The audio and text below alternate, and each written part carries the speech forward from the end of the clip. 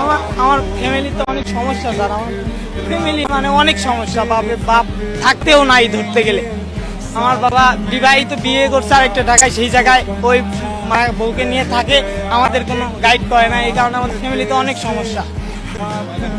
আমরা দুই ভাই এক বোন, বোনের বিয়ে হয়েছে, বড় ভাই আছে, সে ফুটবল খেলে কিন্তু ইনজুরির কারণে আর খেলাধুলা করতে পারে না।